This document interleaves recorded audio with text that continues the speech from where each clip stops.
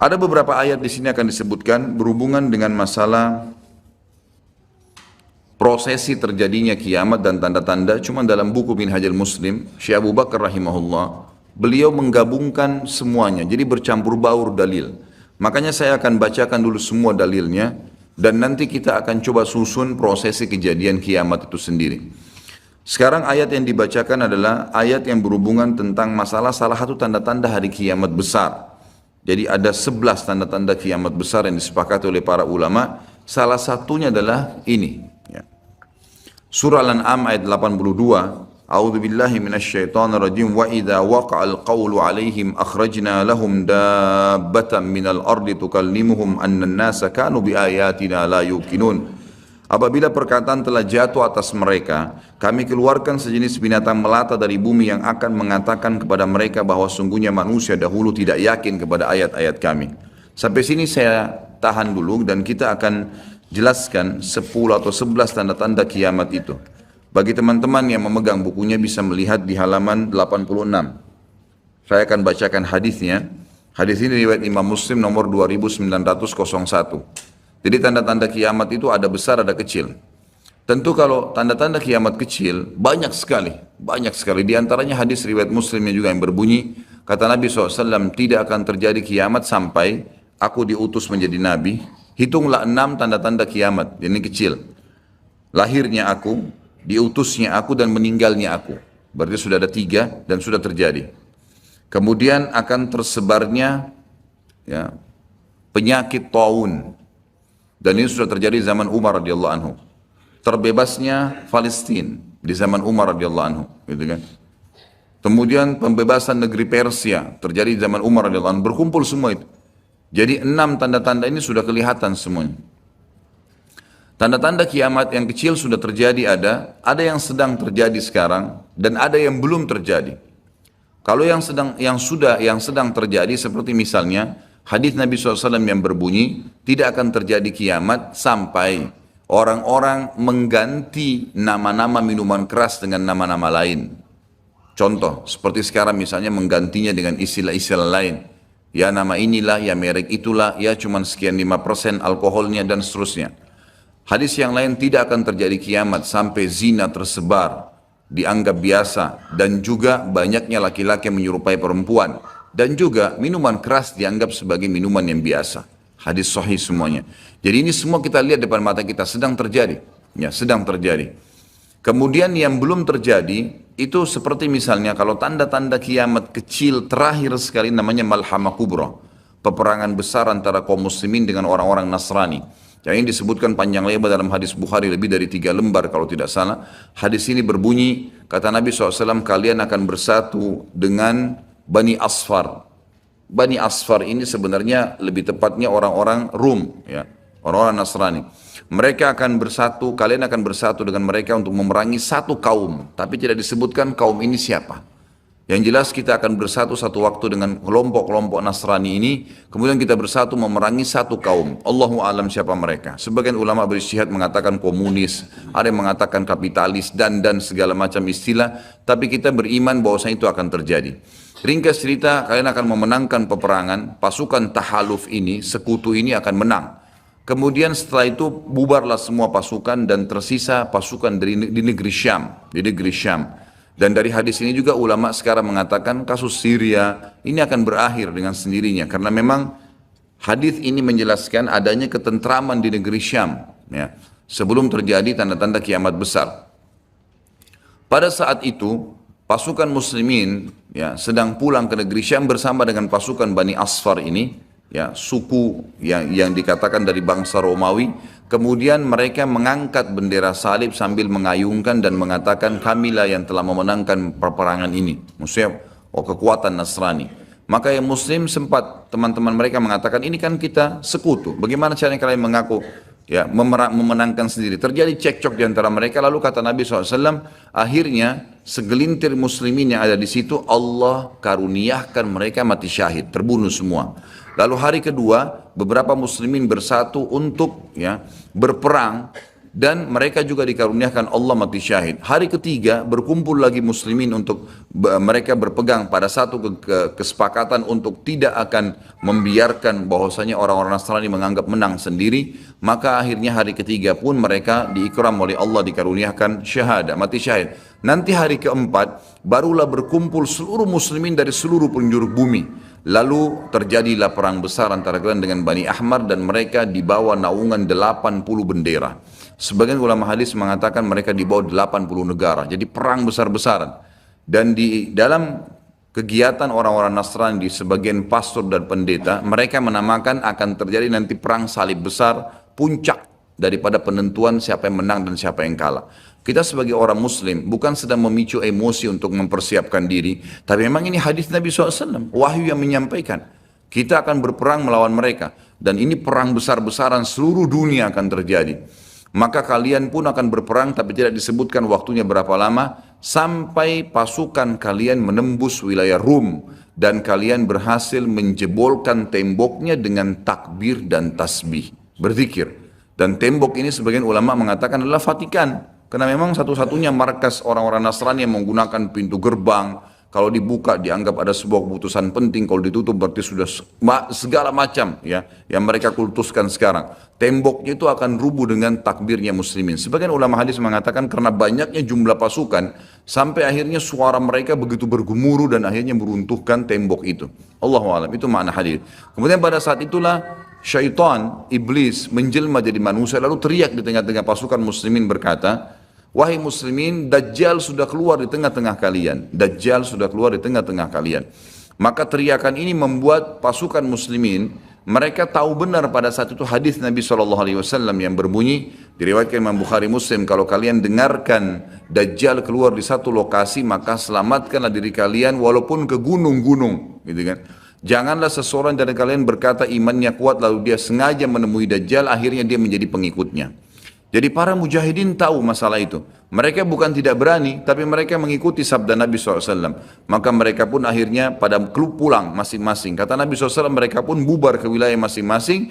Pada saat mereka tiba di wilayahnya, ternyata Dajjal tidak ada. Itu berita dusta. Dan pada saat itulah Dajjal keluar. Pada saat itulah Dajjal keluar. Dan Dajjal adalah tanda-tanda kiamat besar yang pertama. Tanda-tanda kiamat besar yang pertama. Jadi ini akan terjadi. Ini sekaligus saya menitik beratkan, ya tidak bolehnya sembarangan orang ngomong. Sekarang soalnya ada beberapa orang, semoga Allah berikan hidayah, menentukan tahun ya akan terjadi kiamat. Bagaimana caranya menentukan tahun ini? Ini tanda-tanda depan mata kita masih ada yang belum terjadi. Dan ini peperangan besar seluruh dunia, ini nggak main-main, ini bukan perang 1-2 hari. Ini peperangan yang besar sekali, gitu kan? Jadi Allahu alam kita masih menemukan atau tidak. Tapi yang jelas menurut tanda-tanda sekarang kita masih ada di fase-fase tanda-tanda kiamat kecil yang sedang terjadi. Tapi kita menyampaikannya, gitu kan? Yang jelas ini sesuatu yang masih Allahu alam. Berapa lama? Tapi dari hitungan tahun tidak mungkin 20-30 tahun. Bukankah banyak orang menebak-nebak tahun 2000 sekian akan kiamat, 2000 sekian akan kiamat. Ini semua dari mana? Kita punya kiai dan guru kita Nabi Muhammad SAW menyampaikan kepada kita tanda-tandanya ada sebelum terjadi kiamat. Tanda-tanda itu tidak akan terjadi kiamat. Kemudian kita akan masuk menjelaskan teman-teman sekalian tanda-tanda kiamat besar. Ada 11 yang disepakati tanda-tanda kiamat besar. Sebagaimana disebutkan di dalam hadis riwayat Imam Muslim. Yang pertama adalah keluarnya Dajjal. Dan Dajjal ini diambil dari kata-kata Dajjala yang berarti kekacauan. Dan ini digunakan untuk nama seseorang yang memang akan dikeluarkan oleh Allah Azza wa Jal sebagai fitnah bagi kaum muslimin. Makanya kita dalam tahiyat membaca wa'udzubika min fitnatil masihid dajjal, dan jauhkanlah kami dari fitnahnya Masih Dajjal. Nanti akan saya paparkan panjang lebar. Yang kedua adalah sementara Dajjal membuat kerusakan di muka bumi, maka akan keluar Mahdi. Yang kata Nabi SAW akan keluar seseorang yang sama namaku, Muhammad bin Abdullah, akan sama paras wajah dan poster tubuhku, sama persis dengan Nabi SAW, alisnya, matanya, kulitnya, dan dari keturunanku, dari kota Madinah. Jadi kan sebagian ulama hadis mengatakan ini kemungkinan dari turunan Hasan radhiyallahu anhu, karena memang sekarang yang banyak di Madinah itu turunan Hasan radhiyallahu anhu. maka dia akan keluar dan Allah mengubahnya dalam sehari semalam. Kemudian dia keluar dari Madinah ke Mekah lalu dibayat dengan 300 orang, lalu kemudian mereka membentuk pasukan untuk mengejar Dajjal. Kemudian yang ketiga, pada saat itu, nanti akan saya jelaskan penyelidikan ini garis umumnya dulu. Yang ketiga akan turun Nabi Isa alaihissalam. Pada saat pasukan Mahdi sudah sampai di masjid, ya, Menara Putih, dikatakan, dan subhanallah, masjid itu kata ulama hadis ada sekarang di Damaskus, di ibu kota Syria. Ada masjid yang disebutkan Menara Putih, dan Nabi SAW sebutkan dengan nama Menara Putih. Nanti mereka akan singgah sholat asar situ, lalu Isa alaihissalam turun. Kemudian setelah itu, setelah Isa alaihissalam, ya, datang, turun, kemudian memerangi Dajjal, datang tanda-tanda hari kiamat. Yang keempat adalah Ya'juj wa Ma'juj, dua suku yang dari anak Adam diciptakan oleh Allah subhanahu wa ta'ala, tapi mereka berbeda dengan kita. Mereka sangat beringas, memakan semuanya, kala jengking, ular, hewan-hewan, jumlahnya banyak. Bahkan seseorang di antara mereka tahu kalau akan mati kalau seandainya sudah memiliki 1000 orang anak. Dan mereka akan membuat kerusakan, membunuh semua yang ditemui. Kafir, beriman, tidak ada urusan. Selain mereka akan dibunuh. Ini ada ciri-cirinya. Ya, ada ciri-ciri yang akan saya sebutkan nanti. Ringkas cerita, mereka akan buat kerusakan dan Allahu a'lam berapa lama di situ. Isa alaihissalam dan kaum mukminin akan sembunyi di gunung-gunung, dan mereka akan mati bukan dengan peperangan dengan kaum mukminin, tapi dengan doa Isa alaihissalam yang berdoa lalu Allah matikan mereka dengan satu kali mati. Maka semua miliaran orang yang Ya'juj ini mati tiba-tiba. Kemudian Isa alaihissalam pun berdoa kepada Allah agar dihilangkan jenazah mereka, karena seluruh bumi ini dipenuhi dengan jenazah mereka. Sampai disebutkan dalam hadis mereka akan turun di sebuah sungai Tibriyah di wilayah Syam. Mereka minum sungai tersebut. Orang terakhir mereka datang sudah nggak temukan lagi ada airnya, saking banyaknya jumlahnya. Dan saya pernah tanyakan ke dosen saya sendiri waktu tingkat 3 kuliah bicara masalah Ya'juj Ma'juj ini. Saya bilang, Syekh, apakah ada orang dari kita yang ikut dengan pasukan mereka? Maka syekhnya mengatakan sama sekali tidak ada. Karena kita beranjak daripada hadis Nabi SAW, seseorang yang antara mereka tahu dia akan mati kalau sudah punya 1000 orang anak. Dan mereka akan membunuh semua selain mereka. Jadi ada ciri khasnya sendiri. Kemudian setelah mereka mati pun, Isa alaihissalam berdoa, lalu Allah SWT datangkan burung-burung yang besar dari arah barat, yang mencengkram mereka satu-satu, lalu dibuang ke lautan ke arah timur. Kemudian Allah turunkan hujan yang membersihkan kotoran-kotoran mereka. Jadi sudah ada tanda-tanda kiamat pertama Dajjal, nanti akan saya ceritakan ceritanya. Kemudian ada Mahdi keluar dari Madinah, kemudian turunnya Isa alaihissalam, kemudian Ya'juj Ma'juj. Setelah berjalannya waktu, maka akan terjadi orang-orang kufur kembali kepada risalah langit.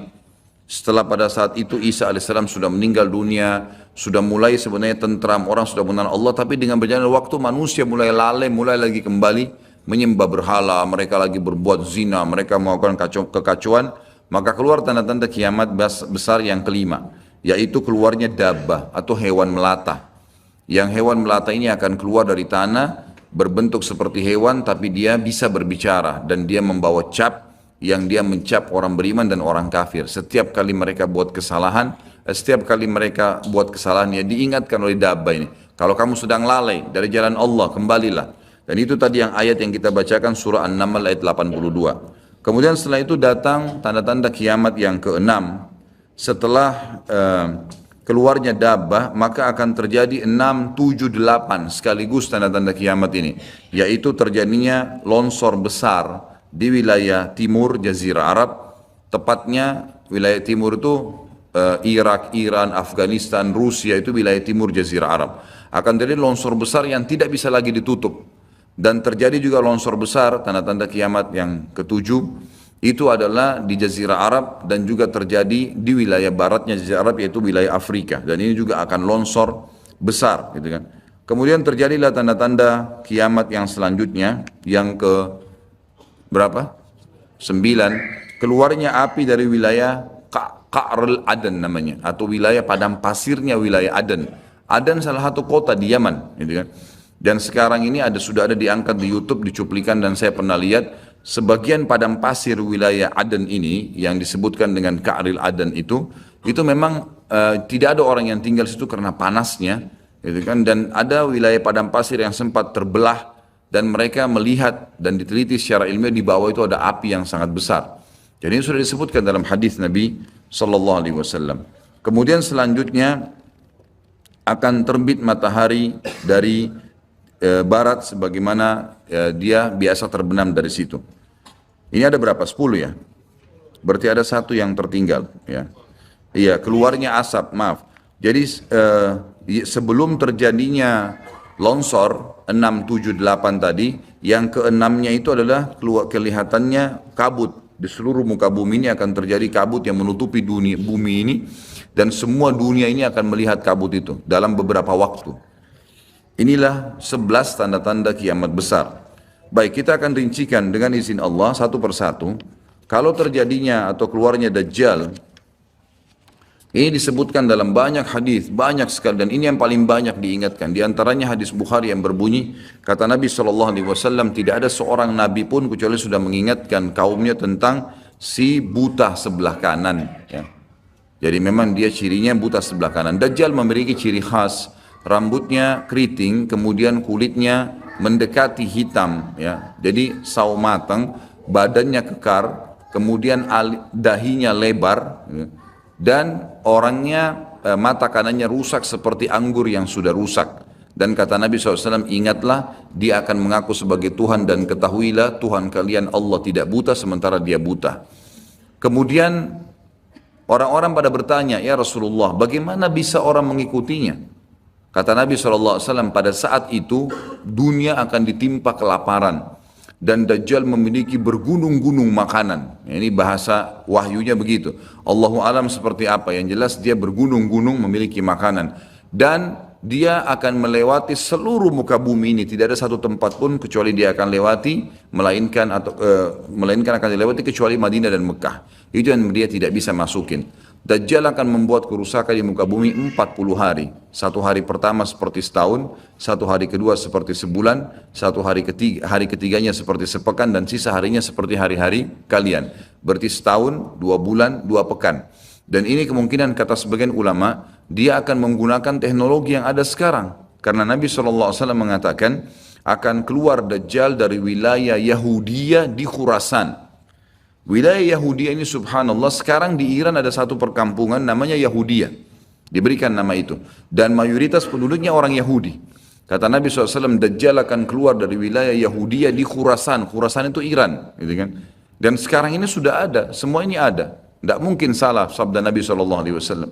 Dikatakan akan keluar dan diikuti dengan 70.000 orang Yahudi. Dan sebagian ulama hadis mengatakan pada saat itu teknologi sangat canggih seperti sekarang, lebih canggih lagi, gitu kan? Sehingga Dajjal mengelilingi muka bumi ini dengan 1 tahun, 2 bulan, 2 pekan itu sudah kelilingi seluruh dunia. Dan setiap kali kata Nabi SAW dia memasuki sebuah wilayah dan orang-orang beriman padanya, maka wilayah itu akan subur, turun hujan dari langit. Perekonomian mereka, ya, perkebunan, peternakan, semua akan subur.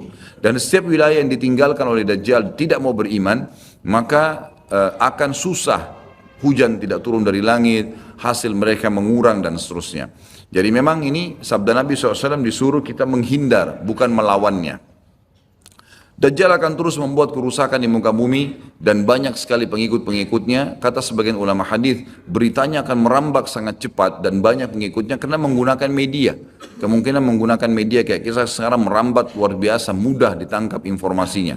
Dajjal akan dikenal oleh orang-orang, Jadi orang-orang akan banyak yang tidak beriman sama Allah, yang munafik, semuanya ikut. Termasuk ada yang mengaku Islam tapi munafikin menjadi pengikutnya Dajjal. Ya.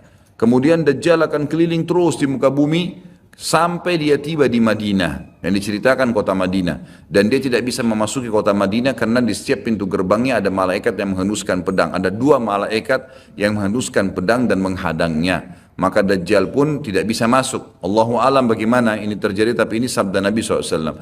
Lalu Dajjal pun mencari gunung tertinggi yang ada di sekitar perbatasan Madinah. Sebagian ulama yang pernah saya tangkap bahasa mereka mengatakan batas Madinah yang paling mudah dijangkau dan masuk adalah Wadi Aqiq.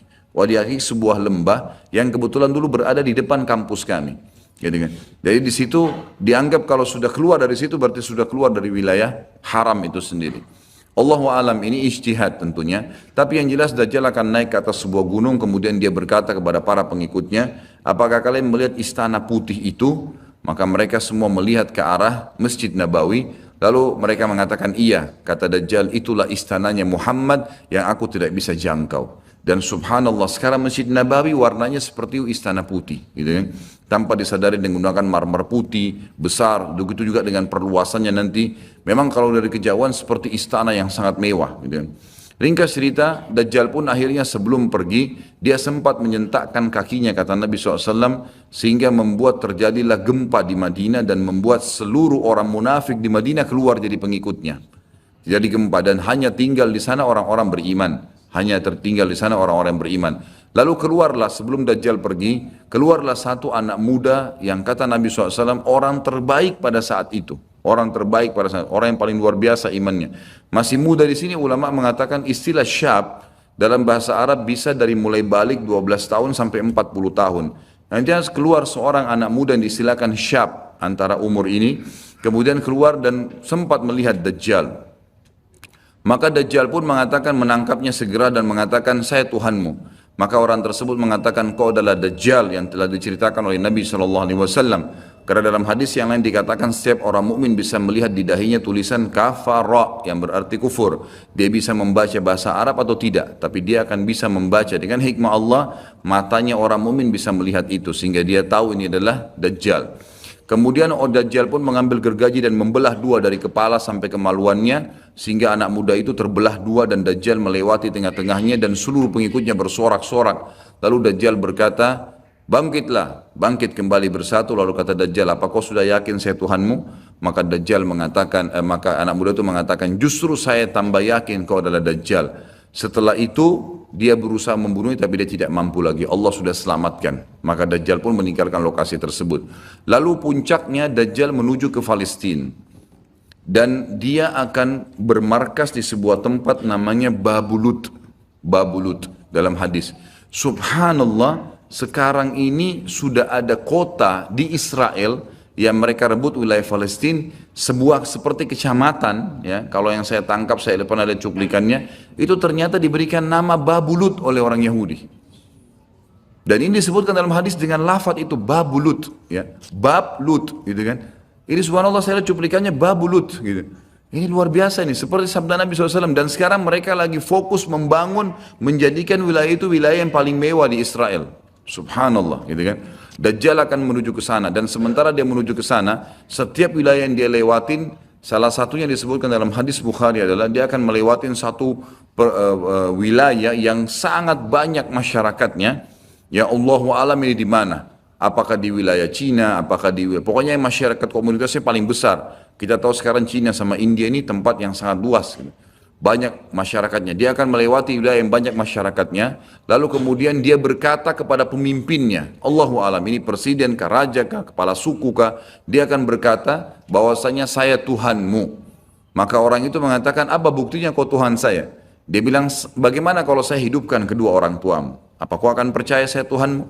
Maka orang itu berkata, tentu saja. Ada Dajjal, tunjukkan kuburannya, ditunjuk kuburannya, lalu Dajjal mengatakan keluarlah. Maka keluarlah orang tuanya dan berkata ibu ayahnya, ikutlah pada orang ini ikutlah pada ini karena dia adalah Tuhanmu. Maka akhirnya kepala suku atau kepala negara itu pun menyatakan ikut dan seluruh masyarakatnya ikut. Jadi luar biasa, miliaran orang jadi pengikut Dajjal pada saat itu. Maka Nabi SAW sudah membongkar buat kita itu. Berkata apa? Itulah dua syaitan yang menjelma untuk menipu manusia. Untuk menipu manusia. Dan itu puncak terakhir sekali sebelum Dajjal menuju ke Israel. Lalu kemudian dia menuju ke Palestina. Tapi disebutkan Israel dikatakan Palestina dalam hadis. Lalu menuju ke sebuah wilayah yang namanya Babulut tadi. Lalu Dajjal berpesta pora di sana dengan pengikut-pengikutnya mentuhankan dia. Dia berikan makanan, kaya raya, segala macam dia bisa lakukan fitnah, gitu kan. Akhirnya keluarlah pada saat sementara dia berjalan ke Babulut dan tiba di Babulut, keluarlah di Madinah Mahdi. Dan Mahdi ini adalah keturunan Nabi SAW tadi saya bilang, keluar dari Madinah, kemudian Allah memperbaiki dia dalam sehari semalam. Kata sebagian ulama hadis, Allah berikan petunjuk sehingga dia menjadi baik langsung, gitu kan. Tadinya dia faham agama tapi belum diaplikasikan, sekarang dia langsung Allah SWT ubah menjadi orang yang saleh dalam sehari semalam. Lalu kemudian dia jalan, ada banyak riwayat yang menyebutkan ciri-cirinya, di telapak tangannya ada seperti bekas ya tanda lahir, Tapi yang jelas yang paling mendasar mirip dengan Nabi SAW, alisnya seperti busur panah, kulitnya putih, orangnya tinggi, besar, kekar, gitu kan. Dan tadi turunan Nabi SAW namanya Muhammad bin Abdullah. Maka dia pun akhirnya didatangi oleh orang-orang yang pada saat itu sudah tahu tentang keluarnya Dajjal, sudah informasi menyebar. Maka mereka juga sudah tahu ada orang yang akan membentuk pasukan dari Madinah namanya Muhammad bin Abdullah. Lalu mereka carilah keturunan Nabi SAW itu lalu ditemukan. Lalu mereka mengatakan, engkau lah yang telah ditunjuk oleh Nabi SAW. Maka keluarlah memimpin kami untuk memerangi Dajjal. Dia pun awalnya menolak sampai dia pergi ke Mekah, kata Nabi SAW, lalu diikuti oleh 300 orang masyarakat membaiatnya, lalu terbentuklah pasukan muslimin yang tidak tahu Allahu alam berapa jumlahnya pada saat itu, lalu mereka menuju ke Palestina, melewati negeri Palestina, melewati negeri Syria, dan akhirnya mampir di Masjid Darul Baidha tadi, menara putih yang tujuannya untuk mengerjakan sholat asar. Dan pada saat itu terjadilah tanda-tanda kiamat besar ketiga, Isa alaihissalam akan turun. Kata Nabi SAW, Isa alaihissalam akan turun, rambutnya basah, meneteskan air, dan memegang dua sayapnya malaikat. Sebagian ulama hadis mengatakan pada saat itu kaum mukminin akan melihat malaikat yang membawa Isa alaihissalam. Kemudian dia turun dan dia masuk.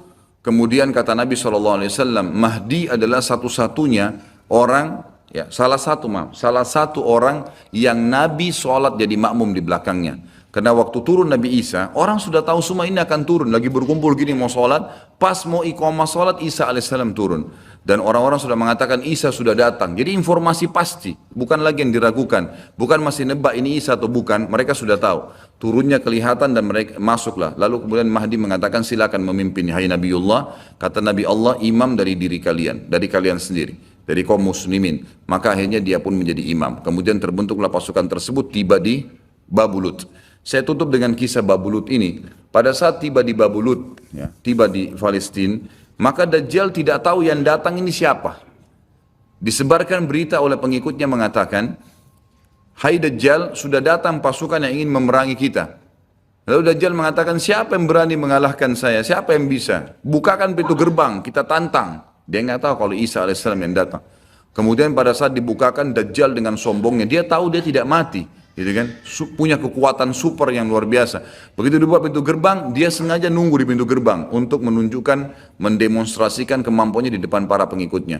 Ternyata waktu dibuka pintu gerbang, Isa alaihissalam di depan pasukan muslimin. Dan akhirnya begitu melihat Isa, dia coba melarikan diri dan badannya meleleh seperti melelehnya lilin, gitu kan? Jalan terus meleleh sampai akhirnya Isa alaihissalam mengejarnya sambil mengatakan, wahai musuh Allah, sudah saatnya kau mati. Diletakkan di tanah, ditekan oleh Isa alaihissalam, lalu kemudian ditombak di antara dua matanya dengan tombak emas, yang akhirnya membuat Dajjal mati. Pada saat itu pun Yahudi mengetahui masalah itu, sehingga mereka menyebar. Ya, mereka menyebar dan Isa alaihissalam sudah tahu instruksi dari Allah untuk membunuh semua pengikut Dajjal. Maka semua pun pengikut Dajjal dari Yahudi ini menyebar di bawah pohon, di atas batu, dan semuanya akan berbicara mengatakan, hai Muslim, ini Yahudi, bunuhlah dia. Maka semuanya pun dibunuh oleh kaum muslimin kecuali satu pohon, pohon garkat. Pohon garkat ini pohon yang punya duri dan buahnya pahit. Dulu di kuburan Baqi cukup banyak, ya. Sekarang subhanallah di Israel paling banyak ditanam pohon garkat karena mereka tahu bahwasanya itu tidak akan berbicara untuk menunjukkan siapa mereka. Jadi kebodohan orang Yahudi tahu kebenaran ini tapi mereka tidak beriman. Makanya wajar Ibnu Abbas berkata dalam nama ghairil maghdubi alaihim, bukan orang yang durmuka adalah Dajjal, adalah orang-orang Yahudi karena kebodohannya. Maka pada saat itu pun dibunuhlah semuanya. Dan termasuk kata ulama hadis sebenarnya yang sembunyi di sekitar pohon garkat. Garkat ini tidak bicara, hai Muslim, ini Yahudi. Tapi orang Islam pada saat itu kata ulama hadis mengetahui kalau ini pohon garkat. Mengetahui kalau ini pohon garkat. Jadi memang sudah punya gambaran. Sehingga walaupun sembunyi di pohon garkat tetap akan dibunuh oleh kaum muslimin. Karena orang-orang Yahudi tidak mengikrarkan syahadat. Mereka walaupun sudah tahu kebenaran, mereka memang tidak mau syahadat. Makanya Nabi SAW mengatakan, jangankan Isa AS, Nabi Muhammad SAW saja di zamannya, kata beliau kalau ada 12 orang dari Yahudi yang mengucapkan syahadat, beriman pada saya, maka seluruh Yahudi akan beriman. Saking sulitnya, 12 orang saya sudah cukup. Tapi pada saat itu pun sama, walaupun dibunuh mereka tidak mau beriman kepada Allah SWT. Ini juga terjadi pada saat terjadi pembunuhan suku Quraidah. Jadi pada saat itu Nabi SAW mengepung mereka, diberikan kesempatan untuk taubat. Mereka tidak mau, akhirnya mereka menganggap kalau dibunuh oleh Nabi SAW, dibunuh oleh kaum muslimin, mereka akan menuju ke surga. Gitu kan. Jadi mereka pasrah dengan dibunuh. Mereka anggap itu akan menuju ke surga. Dan ini kebodohan. Ya, ini kebodohan. Maka pada saat itu selesailah urusan orang-orang Yahudi ini. Dan Isa alaihissalam akan memimpin di muka bumi selama, ada riwayat mengatakan 7 tahun, ada yang mengatakan 40 tahun. Membuat keadilan, dan Isa akan membunuh semua babi, menghancurkan semua salib, dan tidak ada rumah satupun, kata Nabi SAW, di muka bumi kecuali akan masuk ke dalam Islam, baik dalam keadaan mulia ataupun menolak, terhina. Jadi sudah tidak ada, seluruh muka bumi ini akan jadi Islam pada saat itu. Jadi sampai sini insya Allah bahasan kita akan lanjutkan nanti, pertemuan akan datang, dan silakan kalau ada pertanyaan ditulis di kertas, setelah sholat kita akan bahas.